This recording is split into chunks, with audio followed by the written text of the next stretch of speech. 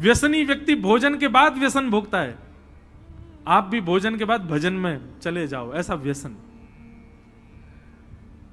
घर में कोई मेहमान आ जाए तो उस दिन व्यसनी दुगना व्यसन करता है, बोलेगा आज तो सुख का दिन है, खुशी का दिन है। घर में कोई उत्सव महोत्सव हो, भक्ति का व्यसन होगा तो दुगनी भक्ति करोगे, दुगना भजन करोगे। ऐसा वरदान ध्रुव जी महाराज ने मांगा। भगवान बोले तथास्तु। ध्रुव जी महाराज 36,000 वर्ष तक राज्य किए, तत्पश्चात उनको भगवत धाम की प्राप्ति हुई। बोलो भक्तवत्सल भगवान की। ध्रुव जी के वंश में आगे चल के राजा अंग हुए, इनके बेटा बैन हुए, बैन के यहां भगवान पृथु हुए, और पृथु महाराज ने 10,000 कान मांग करके भगवान से प्रार्थना की।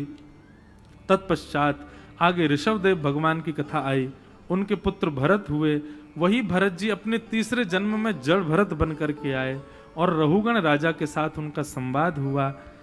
भूगोल खगोल का वर्णन किया गया, मनवंतरों का वर्णन किया गया, तत्पश्चात नरक का वर्णन किया गया।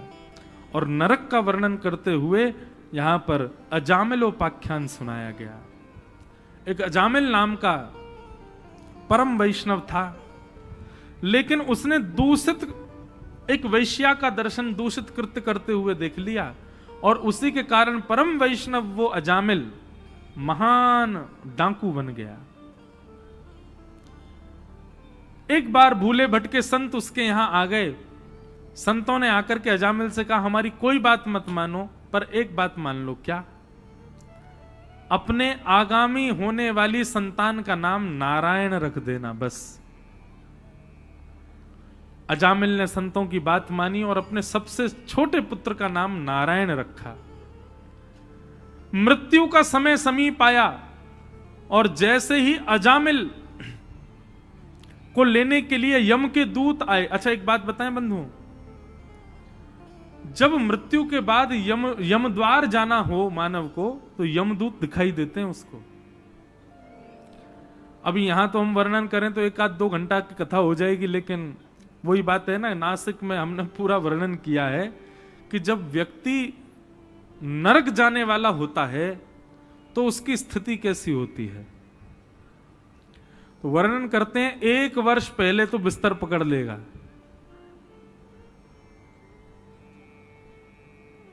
और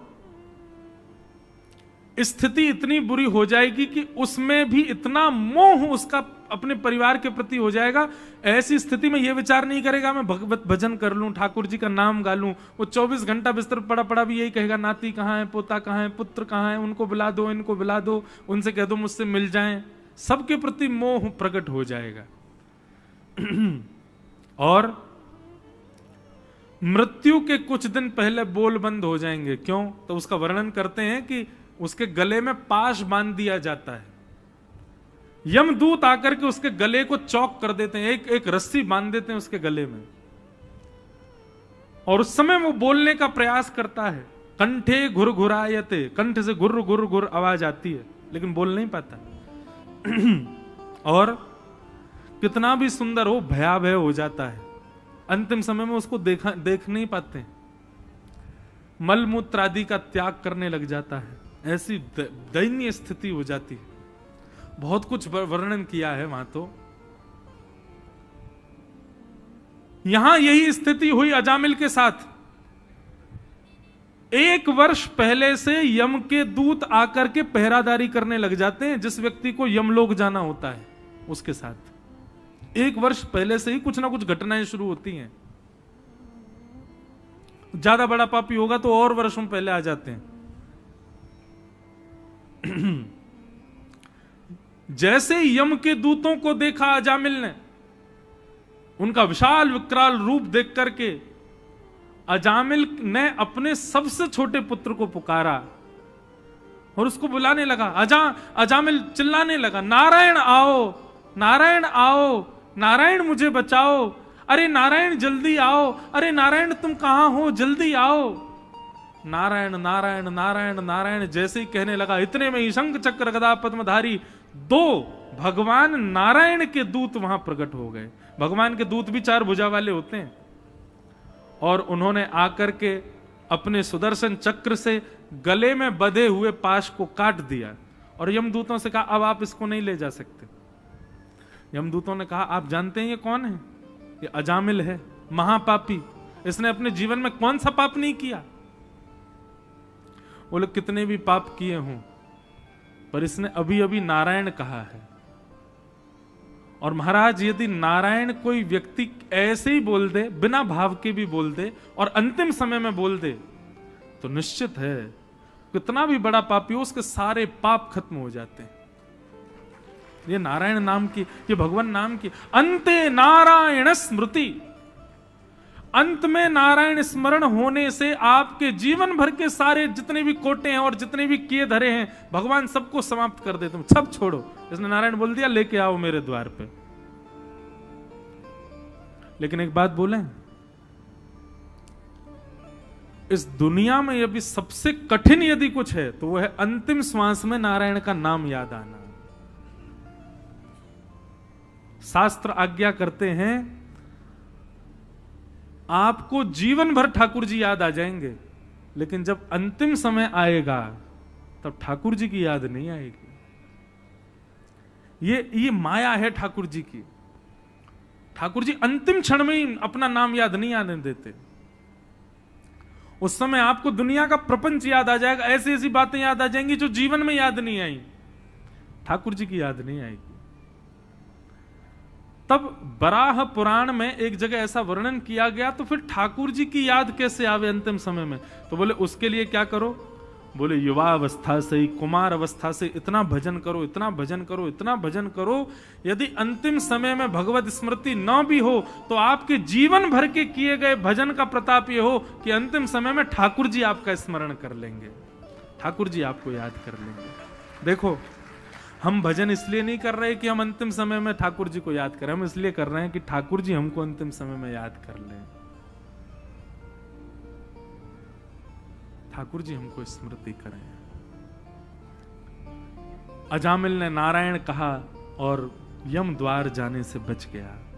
बोलो भक्त वत्सल भगवान की जय। इसलिए भैया राम गुण गायो नहीं, एफ लो, बड़े भाव से गाओ।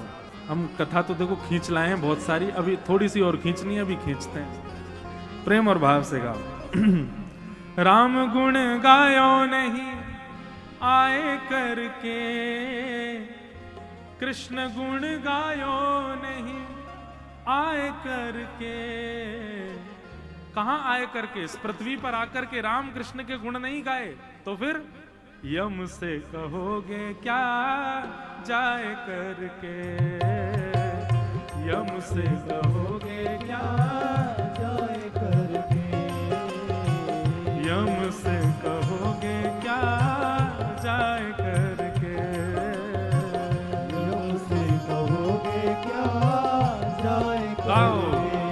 सीताराम राम राम सीताराम राम राम, सीताराम राम राम सीताराम राम राम, सीताराम राम राम सीताराम राम राम, सीताराम राम राम सीताराम राम। अभी ये कीर्तन गाने लगे तो हमको याद आया, कपीश सेना सनातन संगठन के कुछ लोग आए थे हमसे मिलने।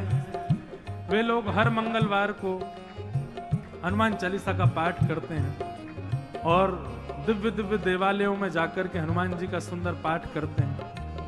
हमारी व्यासपीठ से खूब खूब उनको इस सुंदर कार्य के लिए सराहना कि आप ऐसे ही ठाकुर जी का नाम गाते रहें, खूब मंगल हनुमान चालीसा का पाठ नित्य करें। केवल मंगलवार ही नहीं, 12 महीने के हर दिन हनुमान जी का स्मरण हो, सीताराम भगवान का स्मरण हो, ऐसा कोई योजना बनावे। आप सबको बहुत बहुत साधुवाद। सीताराम राम राम सीताराम राम राम सीताराम राम राम सीताराम राम राम, राधे श्याम श्याम श्याम राधे श्याम श्याम श्याम, राधे श्याम श्याम श्याम राधे श्याम श्याम श्याम। लोग कहते कहते हैं महाराज जी अभी तो हम बच्चे हैं, अभी से हमको क्यों कथा सुनवा रहे हो? कथा सुनना तो बुढ़ापे का समय होता है, तो बाल काल में थोड़ी सुनते हैं। आहा, बालापन में लाड लड़ायो, बालापन में लाड लड़ायो, मात पिता पालनो झुलायो, मात पिता पालनो झुलायो, हे समय गवायो खेल खाए करके, केवल खेलना और खाना इसी में निकल गया समय। समय गवायो खेल खाए करके,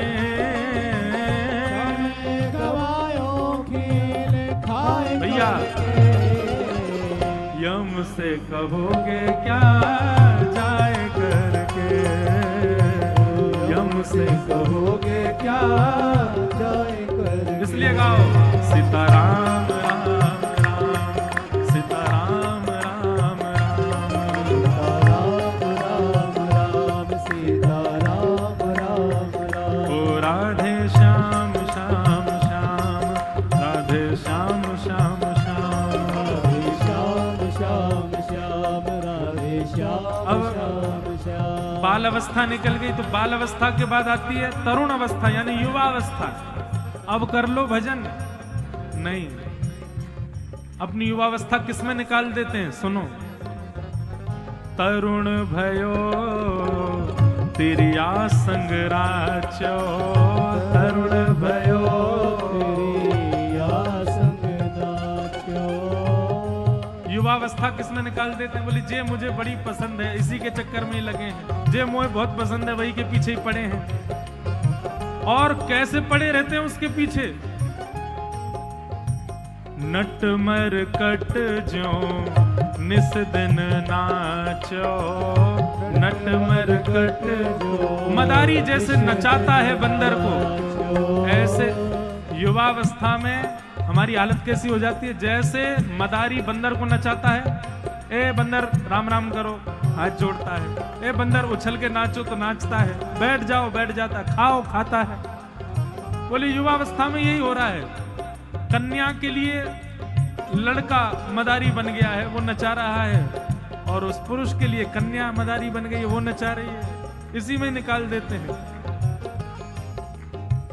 माया में रयो रे भर माए करके, माया में रयो रे भर माए करके, माया में रयो रे भर माए करके, माया में रहो रे भर माए। लेकिन भैया यम से कहोगे क्या जाए करके, यम से कहोगे क्या जाए करके। ओ सीताराम राम राम, सीताराम राम राम, सीताराम राम राम, सीताराम राम राम। ओ सीताराम राम राम, सीताराम राम राम, सीताराम राम राम, सीताराम राम राम। बाल अवस्था निकल गई, युवावस्था निकल गई। अब कौन सी अवस्था आई है?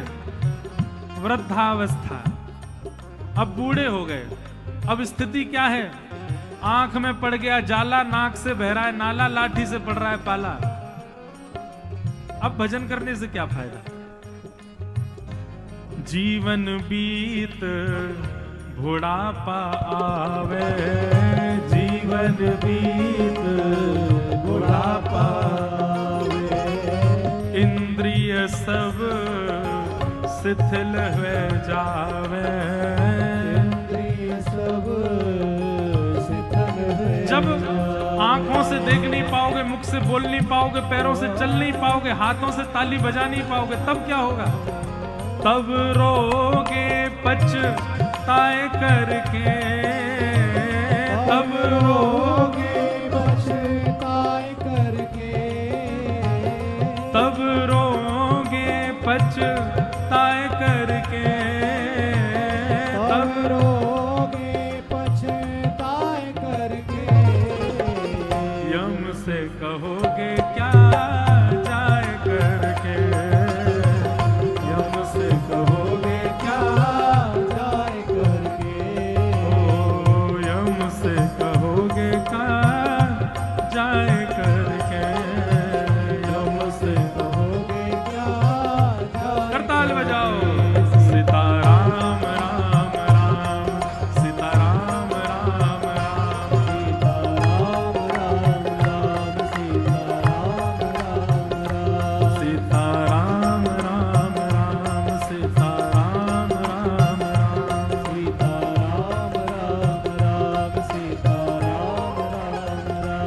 सीता राम राम राम, सीता राम राम राम,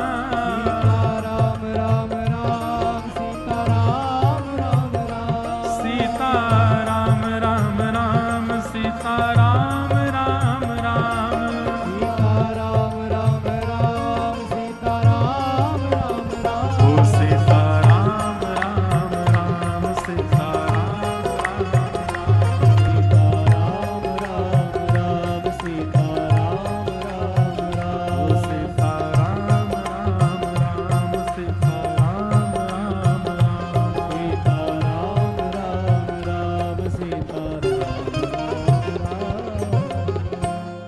नारायण स्मृति।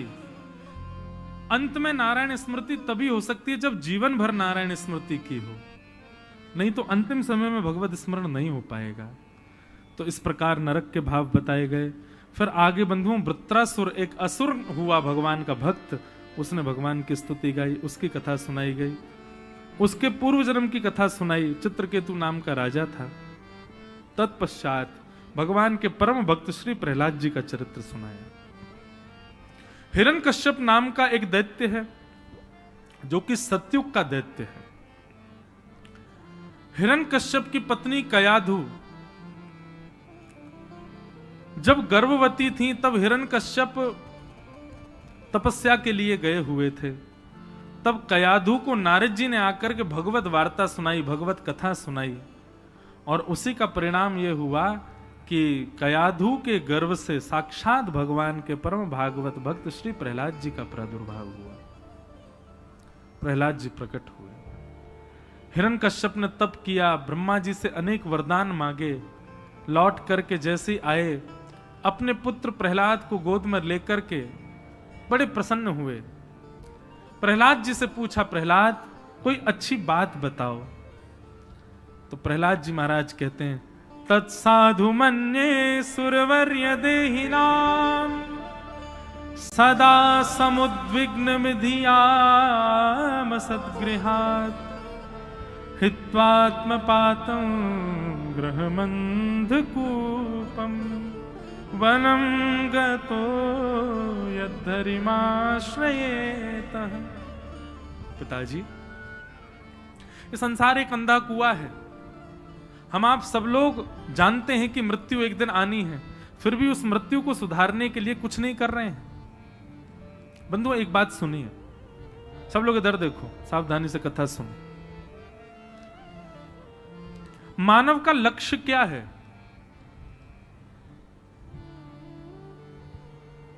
हमारा ये जीवन विश्राम कहां होगा? हमारा गंतव्य क्या, डेस्टिनेशन क्या है? मृत्यु। और जब हमको पता है कि हमारी डेस्टिनेशन मृत्यु है, हमारा गंतव्य मृत्यु है, तो क्यों ना उस मृत्यु को सुखद बनाने का कुछ कार्य किया जाए, उस मृत्यु को सफल बनाने का कुछ कार्य किया जाए। मृत्यु को सफल बनाने का उद्देश्य चित्त में रखना, यही मानव का लक्ष्य होना चाहिए। मेरी मृत्यु सफल हो, मृत्यु के बाद मुझे कहीं कोई ग्लानि ना रह जाए कि मैं ये ना कर पाया, मुझसे ये नहीं हो पाया। और माफ कीजिएगा, मृत्यु के बाद यह ग्लानि नहीं होती कि मैंने रसगुल्ला क्यों नहीं खाया, मृत्यु के बाद यह ग्लानि नहीं होती कि मैंने वो क्यों नहीं पाया, मैंने ये क्यों नहीं। संसारी भोगों की तो आत्मग्लानि होती है मृत्यु के बाद। राम राम राम राम राम, मैं केवल इंद्रियों में ही लगा रहा, मैं केवल इंद्रियों में ही लगा रहा। एक बात ध्यान से सुनिए, ये मानव शरीर अवसर है भगवान के द्वारा हम लोगों को। यहां पंडाल में जितने लोग बैठे हैं, आंखों के आगे जितने मानव दिख रहे हैं, इन सब पर ठाकुर जी ने कृपा करके अवसर दिया कि चलो तुमको मानव बनाता हूं, तुम में हिम्मत हो तो इस चक्कर से निकल के दिखाओ। ये अवसर है,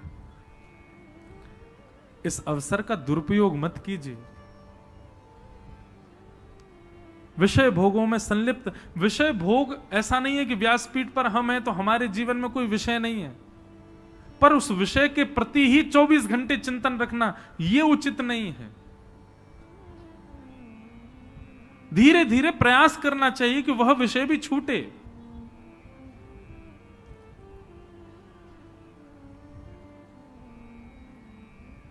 बहुत सावधानी से सुनो। तो हमारा उद्देश्य क्या है? मृत्यु सफल हो हमारी। और मृत्यु सफल कब होती है? जब अंतिम श्वास में हरि चरणों का स्मरण किया गया, तब समझो मृत्यु सफल हुई है हमारी। प्रहलाद जी महाराज अपने पिताजी से कह रहे हैं, पिताजी वनम गतः यद्धरिमाश्रयेत, समय पूर्ण हो जाए उसके बाद ग्लानि होगी, इसलिए समय है अभी वन चले जाना चाहिए और भगवान का भजन करना चाहिए। हिरण्यकश्यप को क्रोध आया, बोले मुझे ज्ञान उपदेश करता है। प्रहलाद जी को दूर पटक दिया, आज्ञा कर दी कैसे भी मारो, मैं इसको मृतक देखना चाहता हूं। हर प्रकार का प्रयास कर लिया लेकिन प्रहलाद जी नहीं मरे। तब अंत तो गत्वा हिरण्यकश्यपी आया और आकर के कहने लगा, आज तेरे नारायण को पहले मारूंगा, तुझे बाद में मारूंगा, बता कहां है? प्रहलाद जी हाथ जोड़ के कहते हैं, खम वायु यज्ञम सलिलम महिम च ज्योतिम सत्वानि दृशो द्रुमादीन सरित समुद्रांश हरे शरीरम यत्किंच भूतम प्रणमेत अनन्यम। पिताजी, संसार में दिखने वाली हर वस्तु में वो विद्यमान है, और मैं कहां तक कहूं, आप जो उनसे इतना बैर करते हैं, आप में भी वही बैठे हैं, वो सब जगह है। अच्छा, इस खंबे में है? बोले हाँ। यदि मेरा विश्वास अटल है तो इस खंबे में भी वो है, सब जगह है तो यहां भी है। जैसे ही मुष्टिक का प्रहार किया, खंभ भेदन करके भगवान का प्रचंड स्वरूप नृसिंह प्रकट हो गया। बोलो नृसिंह भगवान की। हाथ जोड़ करके सब लोग नृसिंह भगवान को प्रणाम करो। सत्यम विधातुम निज भृत्य भाषितम व्याप्तिम च भूतेष्वखिलेषु चात्मनः अदृश्यतात्यद्भुत रूपमद्वहम् स्तंभे सभाया न मृगं न मानुषम। नृसिंह भगवान प्रकट हुए, हिरण्यकश्यप के साथ युद्ध किया, और शाम कालीन समय होते ही नृसिंह भगवान ने हिरण्यकश्यप का पेट विदरण करके उसका वध कर दिया। देवताओं ने स्तुति गाई, लक्ष्मी ने स्तुति गाई, ब्रह्मा जी ने स्तुति गाई, महादेव ने स्तुति गाई, लेकिन फिर भी नृसिंह भगवान का क्रोध शांत नहीं हुआ। तब ब्रह्मा जी ने प्रहलाद को कहा, तुम जाके स्तुति गाओ। और नन्हे से प्रहलाद ने आकर के भगवान नृसिंह की स्तुति गाई। आहा। ब्रह्मादय सुरगुणा मुनयोथ सिद्धा सत्वैकतान्मतयो वचसा प्रवाहे नाराधितुं पुरगुणैरधुनापि पिप्रू किं तोष्टुमर्हति समे हरिरुग्र जाते।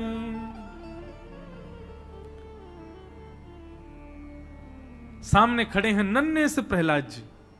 मुझे इतना सुंदर लगता है प्रहलाद जी का स्तुति प्रकरण। प्रहलाद जी सबसे पहले क्या कहते हैं? बोले नाथ, आपको ब्रह्मा जी अपनी लच्छेदार वाणी से नहीं रिझा पाए। देव आदिदेव महादेव जब बोलते हैं तो संस्कृत के सूत्र प्रकट हो जाते हैं। ऐसे महादेव की सुंदर वाणी से भी आप प्रसन्न नहीं हुए। लक्ष्मी जी जिनकी अति सुकोमला वाणी से तीनों लोक तृप्त हो जाता है, उनकी वाणी जब आपको नहीं रिझा पाई, ब्रह्मा जी, शंकर जी, लक्ष्मी आदि ये समस्त देवता आपको अपनी वाणी से नहीं रिझा पाए, तो मैं कैसे रिझा सकता हूं? मैं तो छोटा सा एक बालक हूं, मुझसे तो बोलना भी ढंग से नहीं आता। और ये तो ब्रह्मा आदि देवता हैं, इनकी पदवी तो इतनी ऊंची ऊंची है, मैं तो एक राक्षस का पुत्र हूं। अरे नाथ, मैं कहां तक कहूं? मैं तो आपका स्पर्श भी नहीं कर सकता, क्योंकि मेरे स्पर्श से आपका अपरस भंग हो जाएगा, आप अपवित्र हो जाओगे।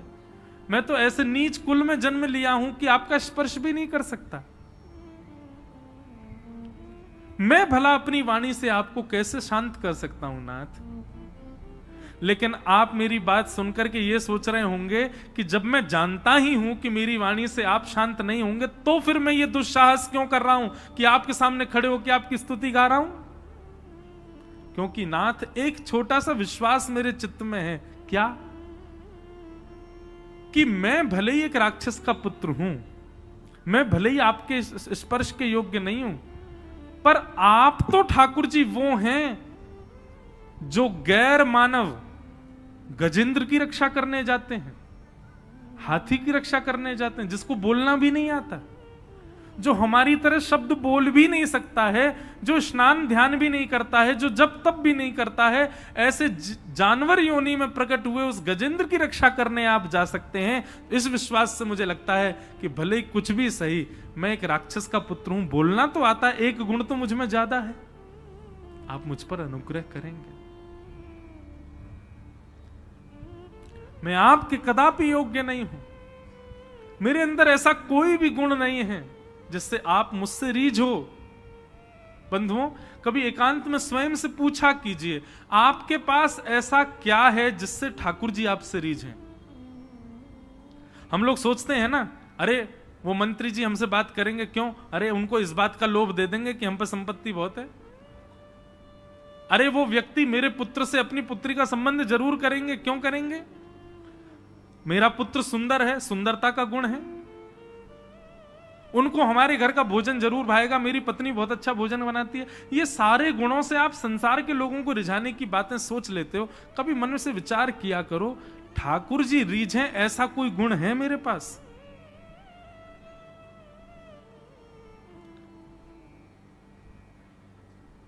ना तो रूप है, ना तो रंग है, ना गुणों की कोई भी खान है, फिर श्याम कैसे शरण मिले, इसी सोच में मेरे प्राण हैं।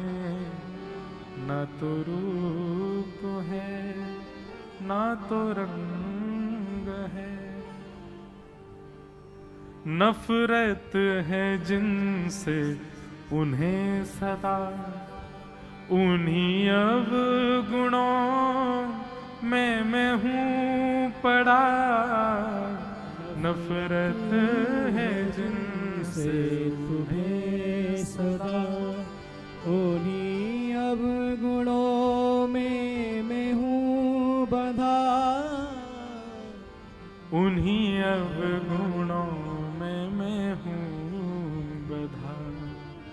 है कुटिलता कपट भी है, छल भी है और अभिमान है, फिर श्याम कैसे शरण मिले, इस सोच में मेरे प्राण हैं। ना तो रूप है, ना तो रंग है, कुछ नहीं है हमारे पास जिससे ठाकुर जी हम पर कृपा करें। लेकिन इस पंडाल में बैठा मुझसे लेकर के सबसे पीछे वाले व्यक्ति तक ऐसा कोई भी व्यक्ति नहीं होगा जो इस बात को नकार दे कि उस पर भगवान ने आज तक कोई कृपा नहीं की। ऐसा कोई नहीं कह सकता आप में से। हम सब पर कभी ना कभी ठाकुर जी ने कृपा की है और हम सब ने उस कृपा का अनुभव किया है। लेकिन विचार करो, क्या उस कृपा के लायक थे हम? नहीं। कितने दयालु ठाकुर जी, कितने कृपालु। प्रहलाद जी ने भगवान की स्तुति गाई और स्तुति गाते हुए जब सुंदर बात कहने लगे, भगवान ने प्रहलाद को गोद में भर लिया। प्रहलाद से कहने लगे, हे प्रहलाद, मुझे देख करके सबको डर लग रहा है, तुझे मेरा रूप देख करके डर नहीं लगता? प्रहलाद जी कहते हैं, नाथ क्षमा कीजिएगा, जब से आप आए हो मेरी दृष्टि तो आपके चरणों को देख रही है, मैंने आपका मुख देखा ही नहीं है अभी तक कि आप भयाभय लग रहे हो क्या। मेरी दृष्टि तो केवल आपके युगल चरणों का दर्शन कर रही है नाथ। मैं मन में ये सोच रहा हूं, जिनके चरण इतने सुंदर हैं उनका मुख कितना सुंदर होगा। एक बार चरणों से मन भर जाए तब आपका मुख देखूंगा, पहले अभी चरण देख लूं। नृसिंह भगवान इतने प्रसन्न हो गए प्रहलाद के भाव से। इस प्रकार नृसिंह भगवान ने प्रहलाद जी के ऊपर कृपा की, अनुग्रह किया और सुंदर प्रहलाद जी को नृसिंह भगवान की प्राप्ति हुई। बोलो भक्तवत्सल भगवान की। आगे बंधुओं फिर देवासुर संग्राम और बलि वामन अवतार की कथा सुनाई गई और तत्पश्चात यहां पर गजेंद्र मोक्ष की कथा अब मैं थोड़ा और शीघ्रता करूं। फिर बलि बामन अवतार की कथा के पश्चात सूर्य वंश के राजाओं की कथा सुनाई गई, जिस वंश में भगवान श्री राम का प्रादुर्भाव हुआ। खट्वांग राजा, उन्हीं के पुत्र दीर्घबाहु, दीर्घबाहु के रघु, रघु के प्रथु, प्रथु के अज, अज के महाराज दशरथ।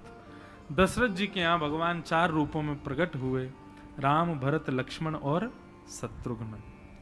प्रभु ने बड़ा अनुग्रह करके सुंदर मर्यादित अपनी लीला का विस्तार किया। उन्हीं राम जी को हम बारंबार प्रणाम करते हैं। बोलो राजा रामचंद्र भगवान की जय। तत्पश्चात चंद्रवंश के राजाओं की कथा सुनाई गई और इसी चंद्रवंश में प्रकट हुए भगवान श्री कृष्ण। चंद्रवंश के राजाओं की कथा सुनाते हुए 2 श्लोकों में कृष्ण कथा सुनाकर के श्री सुखदेव जी महाराज मौन हो गए। अब यहां से 10वां स्कंद प्रारंभ होता है। हमने सारे प्रसंगों को प्रणाम मात्र किया और अब हम कृष्ण जन्म की ओर चलें। 2 श्लोकों में कृष्ण कथा सुना दी। मथुरा में जन्म लिया, गोकुल में जाकर के वृंदावन में लीला की, कालिया नाग का मर्दन किया, मथुरा के कंस वध करके भगवान रण छोड़ करके द्वारिका गए, 16,108 भ्याग किए, महाभारत युद्ध करा करके वापस द्वारिका जाके भगवान ने यदुवंशियों का संहार कराया, संहार करा के भगवान अपने धाम को प्रस्थान कर गए।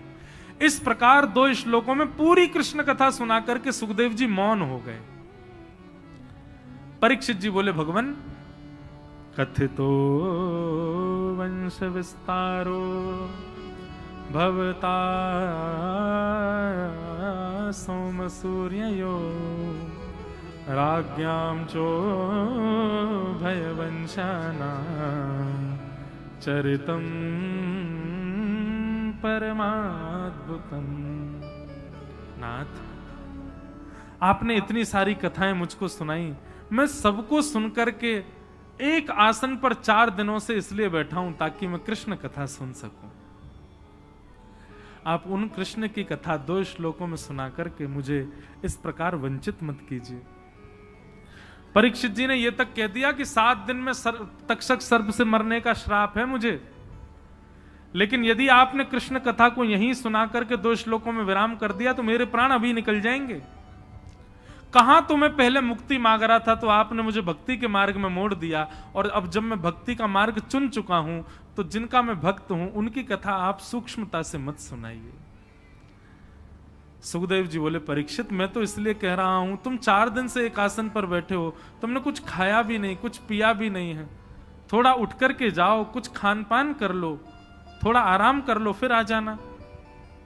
इसका उत्तर देते हैं, इस भाव के उत्तर ने ही कृष्ण कथा को प्रारंभ किया। सुखदेव जी ने कहा, थोड़ी देर थोड़ा बाहर टहलाओ, कुछ खा पी लो, उसके बाद आके बैठ जाना, फिर कथा सुना दूंगा। तब परीक्षित जी महाराज कहते हैं, नैषाति दुस्सहा छुन्माम तत्यो तदम विपादयेत्। नैषादि दुस्सहा छुन्माम त्यक्तो दमपि बाधयते पिबन्तं त्वन्मुखं भोज च्युतं हरिकथामृतम। नाथ, आप मुझसे कहते हैं कि भोजन कर लूं, जलपान कर लूं, थोड़ी देर बाहर घूम लूं। नाथ, ये तब होता जब आपकी कथा में मुझे रस ना आया होता।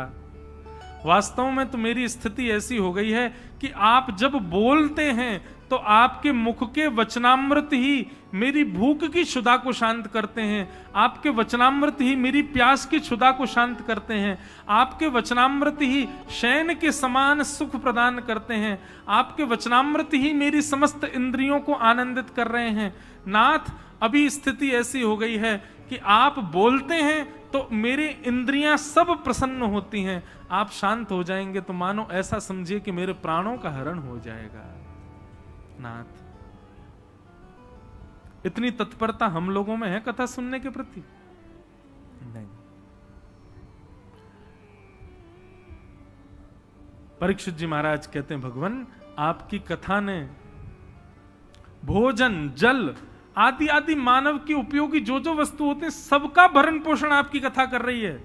अब मुझे अन्य किसी भाव की आवश्यकता नहीं है, आप कृपा करके मुझे विस्तार से कृष्ण कथा सुनाओ।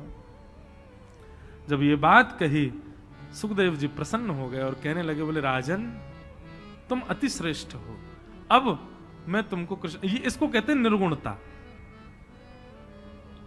जिसके बाद कृष्ण कथा प्रकट होती है। उनको भोजन भूख प्यास भी नहीं है, उनको सोने की भी इच्छा नहीं है, शरीर का कोई धर्म का इच्छा नहीं है, अब केवल एक ही इच्छा है, कृष्ण कथा सुनाओ बस, और कुछ नहीं। ऐसी निर्गुणता आती है तब कृष्ण प्रादुर्भाव होता है। और आज थोड़ी सही आप लोगों के अंदर निर्गुणता तो आई गई है। अभी तक आप लोग बैठे हो एक आसन पर पीले पीले वस्त्र पहन करके, वो कृष्ण जन्म होगा, किस लिए बैठे हो? लोभ केवल एक ही है, टॉफी मिलेंगी हमको।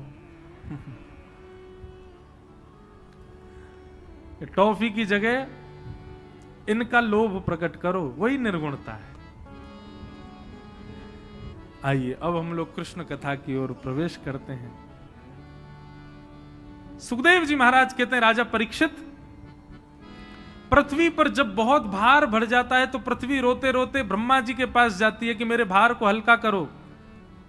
ब्रह्मा जी उसको महादेव के पास भेजते हैं, मेरे भार को हल्का करो।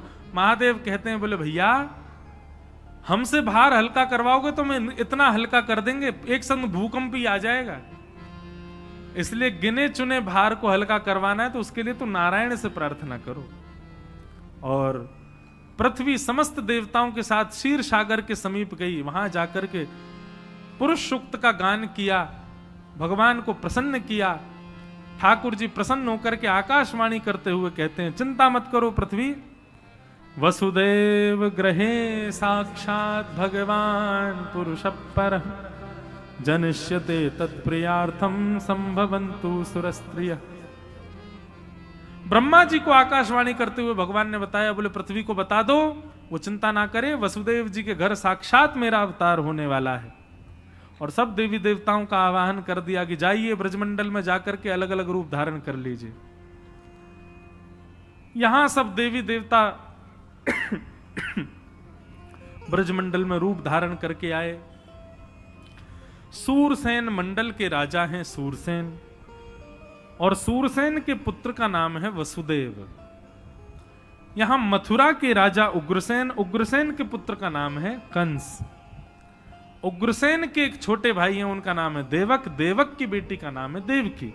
तो कंस अपने चाचा की बेटी देवकी का विवाह वसुदेव जी के साथ कर देता है और एक दिन उनको विदा करने के लिए जाता है। तभी आकाशवाणी होती है कि इन्हीं का अष्टम गर्भ तेरा काल होगा कंस। अष्टम गर्भ मेरा काल होगा, ये सुनते ही देवकी को मारने के लिए तलवार निकाल करके प्रहार करने लगा। वसुदेव जी ने चरण पकड़ लिए और वचन दिए, जितनी संतान होगी हम सब तुमको दे देंगे, इनको मत मारो। 6 संतानों को कंस ने मार दिया। 7वीं संतान के रूप में वसुदेव जी के देवकी मैया के गर्भ में बलराम जी पधारे, परंतु भगवान ने योग माया को आज्ञा करते हुए कहा कि बलराम जी को तुरंत दूसरे गर्भ में स्थानांतरित करो, नहीं तो ये क्रोध के कारण प्रकट होते ही कंस को मार देंगे। जो काम हमें करना बलराम जी कर देंगे। और श्री बलराम जी का स्थानांतरण हुआ रोहिणी मैया के गर्भ में, इसीलिए वो देवकी नंदन भी हैं और रोहिणी नंदन भी हैं। कुछ महीने देवकी के गर्भ में रहे, कुछ महीने रोहिणी जी के गर्भ में रहे, इसीलिए उनका नाम शंकरषण भी है, क्योंकि उनको एक गर्भ से कर्षित करके दूसरे गर्भ में भेजा गया है। अब 8वां बालक आने वाला है। कंस ने महाराज सेना बढ़ा दी, ताले बढ़ा दिए, सबको आज्ञा कर दी, मेरा शत्रु जन्म लेने वाला है, कहीं से निकल के भागने ना पाए। भादों का महीना, अष्टमी तिथि, मंदम मंदम जलधरा। भागवत में वर्णन आता है भगवान का जब जन्म हुआ तो मंदम मंदम मंदम बौछार गिर रही हैं आकाश से। सब लोग इधर देखो इधर देखो, कहां देख रहे हो? कोई ठाकुर जी वाकुर जी नहीं आने वाले हैं। आप लोग सोचो लाल जी आएंगे, नहीं आएंगे। मैं ही हूं लाल जी आज। सुनो ध्यान से कथा। क्या बता रहा तुम? हाँ, ठाकुर जी का जब प्रादुर्भाव हुआ तो कैसी स्थिति? बोले मंदम मंदम जलधारा, मंदम मंदम जल की धार गिर रही है। और पवन जो है ना, हवा, वो मंदिराचल पर्वत पर चंदन की लकड़ियों से सुगंधी लेकर के, और वो हवा बह रही है, मानो सबको सुगंधी आ रही है और इतना सुख मिल रहा है। कभी कभी बंधु आपने अनुभव किया होगा, साल में 2-4 बार ऐसी रात्रि आती है, वैसी नींद जीवन में कभी नहीं आई। ऐसी नींद आती है बड़ी सुख वाली, ऐसी निद्रा सबको आई है आज। सब इतनी गहरी निद्रा में सोए हैं महाराज, और सुखद हल्का हल्का ठंडा अनुभव हो रहा है सबको। शीतलता, एक होता है बहुत शिशिरता, बहुत ज्यादा शीतलता में कांपते हैं, पर एक मौसम ऐसा होता है उसमें अच्छा लगता है। ऐसा पहाड़ पर जैसे मौसम होता है वैसा मौसम हो गया है। सबको बड़ा सुख मिल रहा है सोने में, गहरी निद्रा में सब सोए हैं। और तब कंस के कारागृह में जैसे ही अर्धरात्रि हुई, मध्य रात्रि होते ही, आज की भाषा में कहें तो रात्रि के ठीक 12 बजे, देवकी मैया के गर्भ से एक दिव्य तेज प्रकट हुआ, और दिव्य तेज पुंज में शंख चक्र गदा पद्मधारी श्री बाल कृष्ण प्रभु का प्रादुर्भाव हुआ है। बल बाल कृष्ण लाल की। इतनी रूखी जय, ऐसी रूखी जय ना चाहिए हमको, ब्रजवासी हैं भैया, हमको जोर की जय चाहिए। बल बाल कृष्ण लाल की। हाँ, अब नेक आनंद आयो, सुख मिलो, ऐसी जय जयकार करियो। और पूरे नंदोत्सव में आप लोगों ने क्या किया? तो 4 घंटा तो बोल रहे हैं हम, गलो सुगो हमारो, इतना तो कर ही सको कि जब जब जय जयकार बोले ना, जोर लगाए दियो, है ना। लेकिन अभी ने शांति रखो, कंस सो रहा है, जग जाएगा। ठाकुर जी का प्रादुर्भाव हुआ, हाथ जोड़ के सब लोग प्रणाम करो। भगवान का गर्व से प्रकट होते स्वरूप कैसा है? तमद्भुतम बालकमंबुजक्षणम चतुर्भुजम शंख गदायुधायुधम श्रीवत्सलक्ष्मं गलसौभकौस्तुभम पीतांबरम सांद्रपयोदसौभगम। भगवान 4 भुजा धारण करके प्रकट हुए हैं, गले में कौस्तुभ मणि पहनी है, ठाकुर जी ने पीतांबरी पहन रखी है, सुंदर पीली धोती पहन करके, और महाराज पूरा श्रृंगार करके आए हैं ठाकुर जी अपनो। आजकल यदि ऐसे बालक जन्म ले ले तो डॉक्टर तो देखते ही बेहोश हो जाए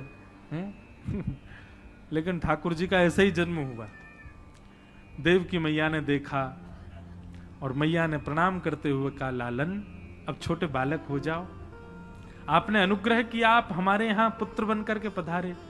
भगवान बोले, मैया हम तो आयुध इसलिए लेके आए हैं, कंस मामा दुष्ट मार देता है जन्म लेते ही, हम तो इसलिए संग चक्र सब लेके आए हैं। बोले कि ये सब तो बात की बात है, आप मुझे सुख देने के लिए बालक बनिए ना।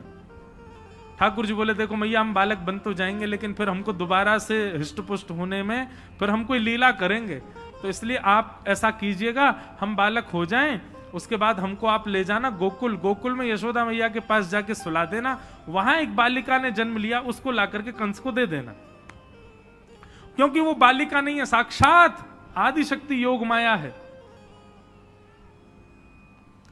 वसुदेव जी बोले, आपने तो इतनी आसानी से बता दिया कि हमको गोकुल छोड़े आना। अरे कितने पहरेदार, कितने ताले लगे हैं, तुमको पता है हम कितनी सुरक्षा बंदी के अंदर हैं। भगवान बोले, कितने भी बंधन हो, भक्त जब मेरे चरण पकड़ता है तो उसके बंधनों को तोड़ने की जिम्मेवारी मेरी है। बंधु हम लोग क्या करते हैं, हम ठाकुर जी के सामने अपने बंधन बताते हैं, अभी ये बंधन है हम कैसे करें, अभी तो ये घर का काम है कैसे करें, हम कथा में कैसे आ सकते हैं, अभी तो ये बंधन है हमारे जीवन में।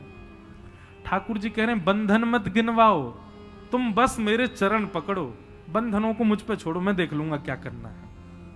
मीरा भाई चिंता थोड़ी करी, ठाकुर जी के चरणों में चली गई, देखते रहेंगे ठाकुर जी। लेकिन पहले स्थिति उतनी पहुंचा लो। नन्हे से बालक ठाकुर जी बन गए। वसुदेव जी ने एक डलिया में जैसे ही ठाकुर जी को विराजमान करके सिर पर धारण किया, चट चट चट चट सारे ताले टूट गए, सारे बंदीग्रही सो रहे हैं, सारे द्वारपाल सोए हैं, और ठाकुर जी को लेकर के श्री वसुदेव जी गोकुल को प्रस्थान कर रहे हैं। आहा। स्वागतम कृष्णा स्वागतम कृष्णा स्वागतम कृष्णा स्वागतं कृष्ण स्वागतं कृष्ण स्वागतं कृष्ण। पूरा ब्रजमंडल गा रहा है स्वागतं कृष्ण स्वागतं सुस्वागतं शरणागतं कृष्ण स्वागतं सुस्वागतं शरणागतं कृष्ण स्वागतं सुस्वागतं शरणागतं कृष्ण स्वागतं सुस्वागतं शरणागतं कृष्ण स्वागतं कृष्ण स्वागतं कृष्ण स्वागतं कृष्ण स्वागतं कृष्ण। बोल बाल कृष्ण लाल की जय हो।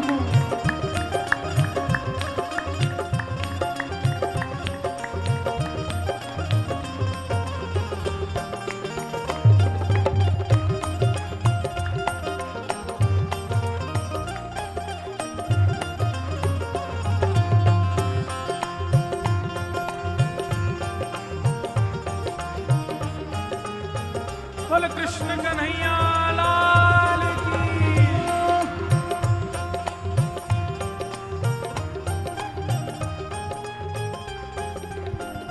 स्वागतं सुस्वागतं शरणागतं कृष्ण स्वागतं सुस्वागतं शरणागतं कृष्ण स्वागतं सुस्वागतं शरणागतं कृष्ण स्वागतं सुस्वागतं शरणागतं कृष्ण स्वागतं कृष्ण स्वागतं कृष्ण स्वागतं कृष्ण स्वागतं कृष्ण स्वागतं कृष्ण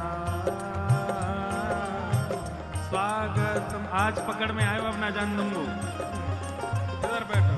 स्वागतं कृष्ण अच्छा सबको जय श्री कृष्ण बोलो नहीं बोलना कुछ कह दो सबको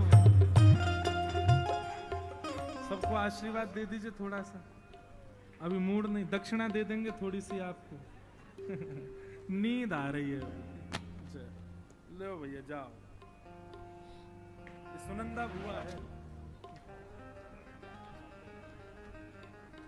बोलो बाल कृष्ण लाल। अभी से क्यों खड़े है गए? अभी तो बैठो अभी तो ठाकुर जी गोकुल पहुंचे विराज जाओ जहां खड़े हो वहीं बैठ जाओ।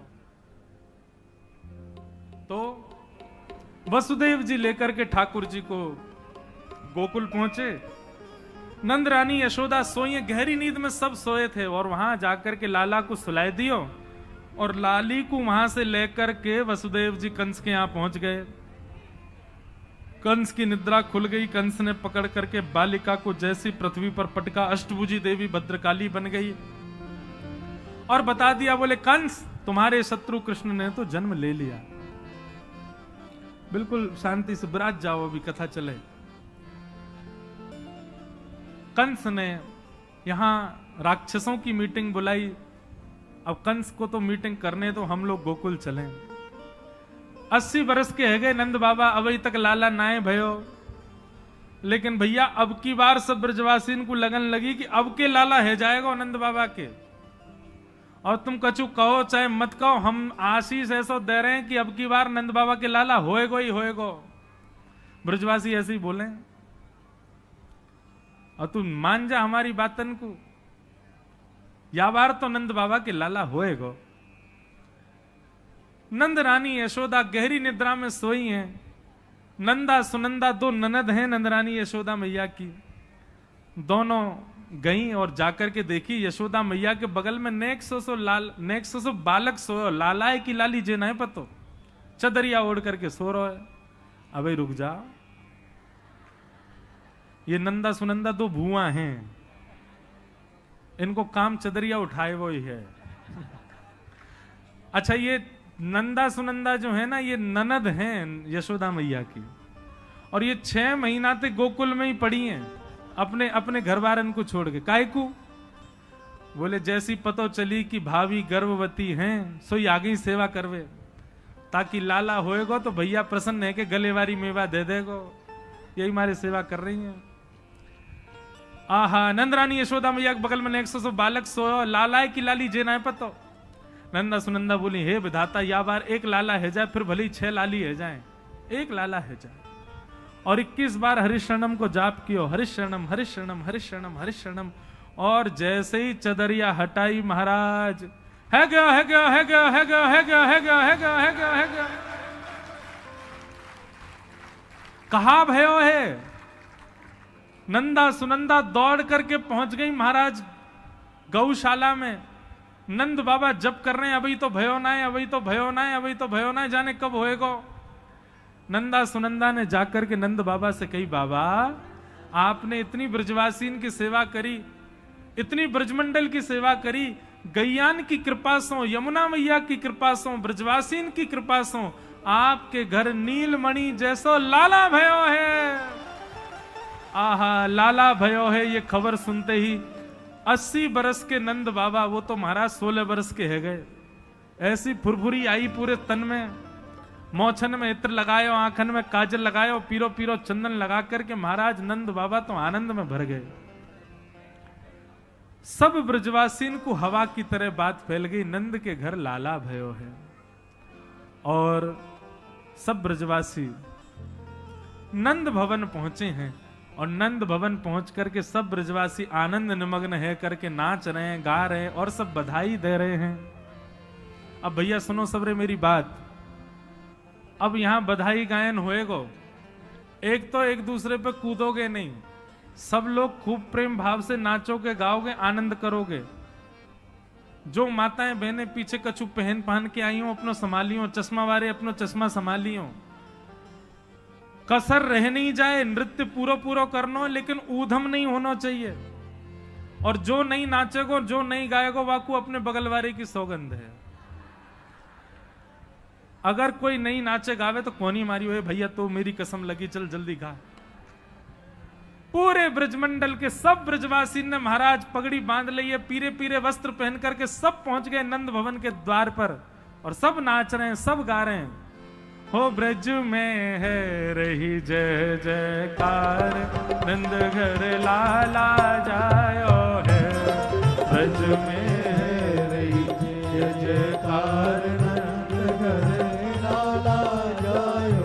लाला जायो है, नंद रानी ने लाला जायो है। हाँ, लाला जायो है, नंद रानी ने लाला जायो है। अरे हाँ, लाला जायो है, यशोदा ने लाला जायो है। हाँ, लाला जायो है, यशोदा ने लाला जायो है। हो ब्रज में, जब भी हम सुनो सुनो, जब भी हम कहें ब्रज में, दोनों भुजा उठा के कहनो जोर से जय हो ब्रज में, हो ब्रज में, हो ब्रज में है रही जय जयकार, नंद घर लाला जायो है।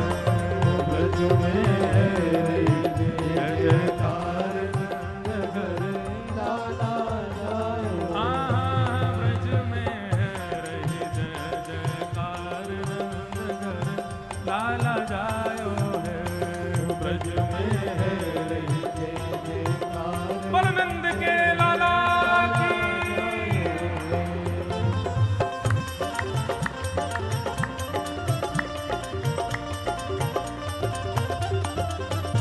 बधाई हो। बधाई हो।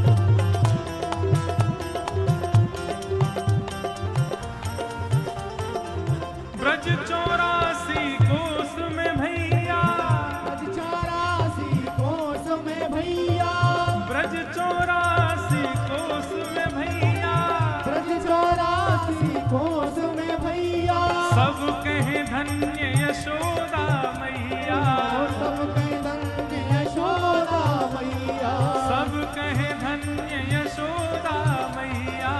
सब कहे धन्य यशोदा क्यों? मैया। 80 साल की आयु में सुत ऐसो जायो है। हाँ, 80 साल की आयु में सुख ऐसो जायो है। हो ब्रज में, जय हो, चूकना नहीं है। हो ब्रज में, जय हो, हो ब्रज में, अरे जय हो। हो ब्रज में है जय जयकार नंद घर लाला जायो है। ब्रज में है जय जयकार नंद घर लाला जायो। नंद घर आनंद भयो, जय कन्हैया लाल की, हे नंद घर आनंद भयो, जय कन्हैया लाल की, हे नंद घर आनंद भयो, जय कन्हैया लाल की, हे नंद घर आनंद भयो। जय कन्हैया हो ब्रज लाल की। में है रही जय जयकार नंद घर लाला जायो है। ब्रज में है रे जय जयकार नंद घर लाला जायो। यूथ के यूथ नंद घर आवे, यूथ के यूथ नंद घर आवे, यूथ के यूथ नंद घर आवे, यूथ के यूथ नंद घर आवे, और बाल बाल सब हिल मिल गावे, ग्वाल बाल सब ही मिल गावे, बाल बाल सब हिल मिल गावे। ग्वाल बाल सब हिल क्यों? मिल गावे। ब्रह्मानंद समान आज सुख सबने पायो है। ब्रह्मानंद समान आज सुख सबने पायो है। अरे हाँ, ब्रह्मानंद समान आज सुख सबने पायो है।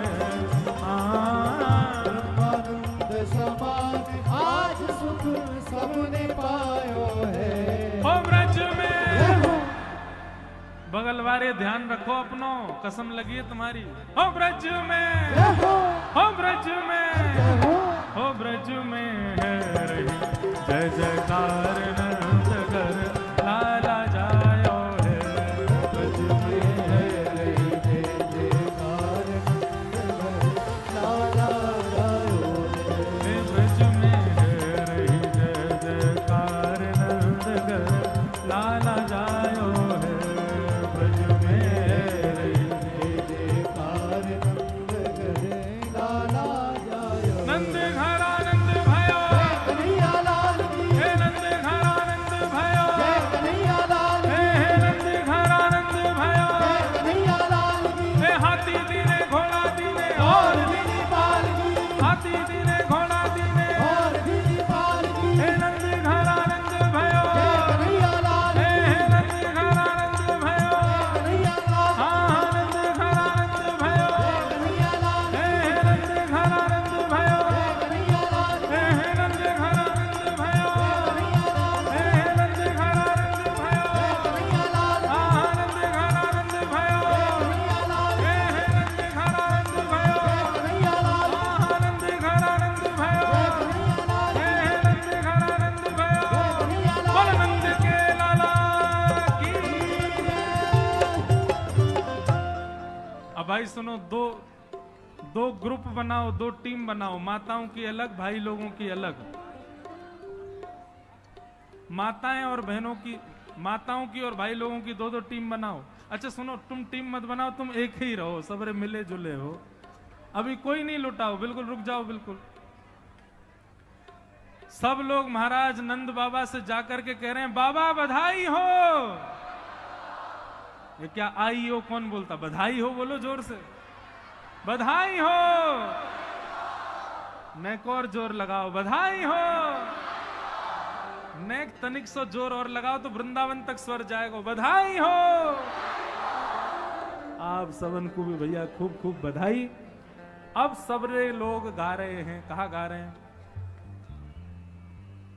हो जुग जुग जीवेरी यशोदा मैया तेरो ललना, जुग जुग जीवेरी यशोदा मैया तेरो ललना। अरे जुग जुग जीवेरी यशोदा मैया तेरो ललना, जुग जुग जीवेरी यशोदा मैया तेरो ललना। अरे हाँ तेरो ललना नंद रानी तेरो ललना, तेरो ललना नंद रानी तेरो ललना।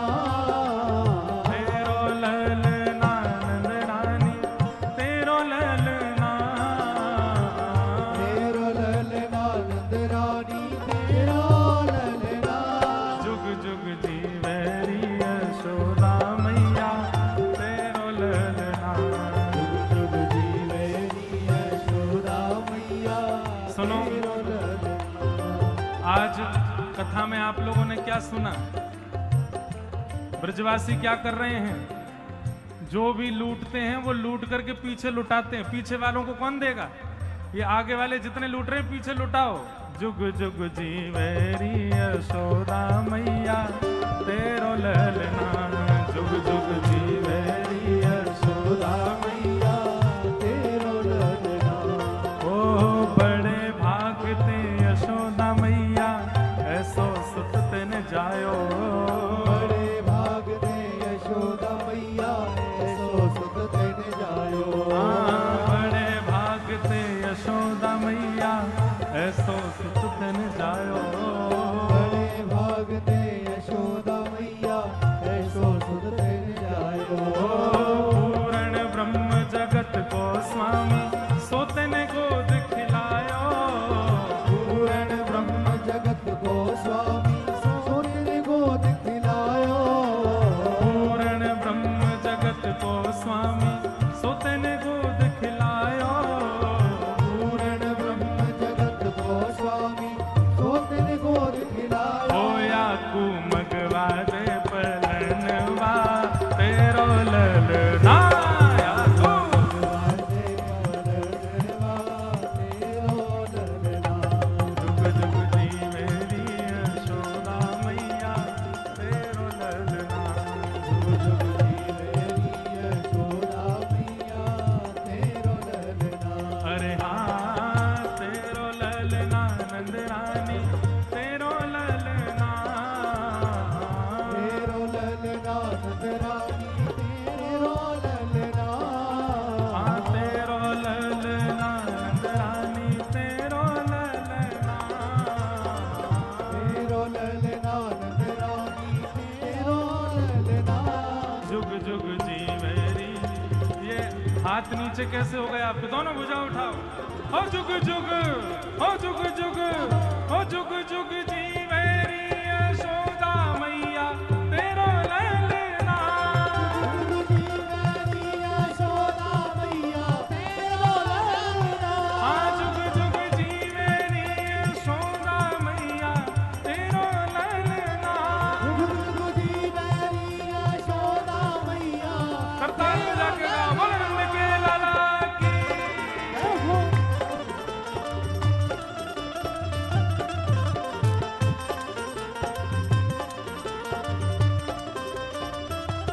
बधाई हो।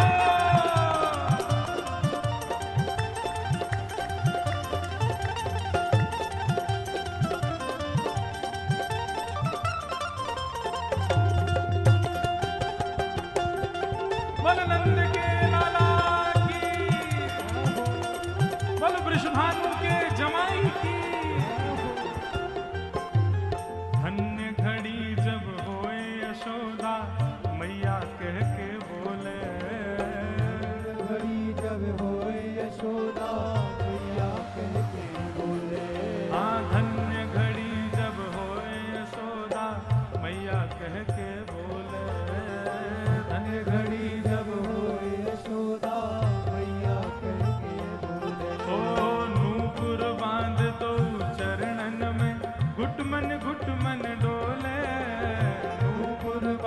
दो शरणन में घुटुअन घुटुअन डोले अनुपुर बांध दो चरणन में घुटमन घुटमन डोले नूपुर बांध दो चरणन में घुटुअन घुटुअन और डोले पकड़े बाबा की उंगरिया तेरो ललना पकड़े बाबा की उंगरिया तेरो ललना अरे जुग जुग जी मेरी यशोदा मैया तेरो ललना मेरी यशोदा मैया तेरो ललना अरे जुग जुग जी मेरी यशोदा मैया तेरो ललना मेरी यशोदा मैया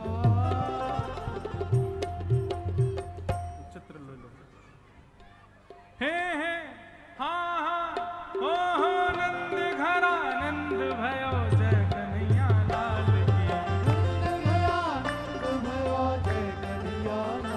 सुनो आप जहाँ खड़े हैं वहां से कम आधा 1 फीट ऊपर उछल के गाना है दोनों भुजा उठाओ हे हाँ हाँ हो नंद घरा नंद भयो जय कन्हैया लाल की हे नंद घरा नंद भयो जय कन्हैया लाल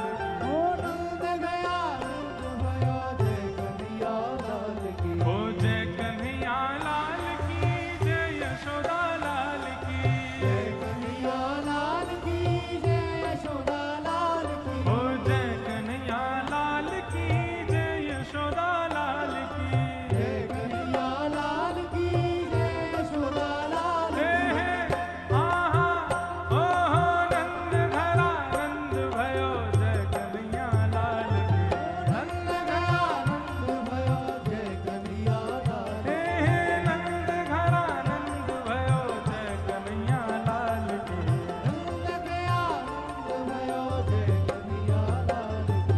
हाथी दीने घोड़ा दीने और दीन पालकी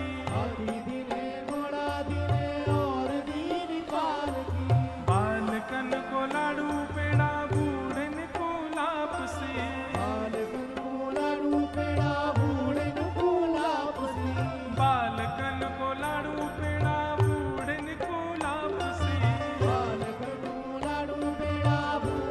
को लापसी हे हाँ हाँ हो नंद घरा नंद भयो जय कन्हैया लाल की हे नंद घरा नंद भयो जय कन्हैया लाल की बोल नंद के लाला की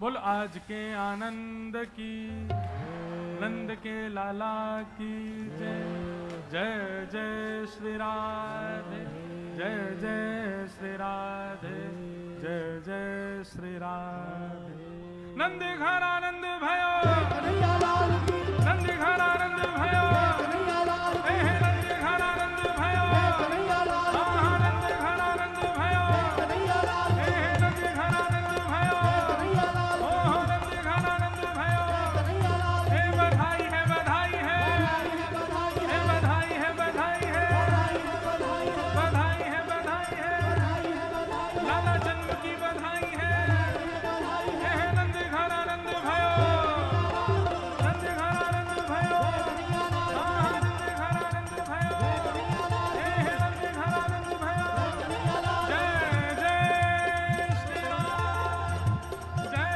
जय श्री राम जय जय श्री राम एक बार जोर से कहो बधाई हो बधाई हो बधाई हो आप सबन को भी व्यास मंच से खूब खूब बधाई, खूब खूब आशीष। अब नंदोत्सव का शेष भाग हम लोग कल 4 बजे से सुनेंगे। सबको बहुत बहुत जय श्री कृष्ण। आइए बाल कृष्ण प्रभु की आरती करते हुए आज की कथा को विश्राम देते हैं। आरती बाल कृष्ण की जय।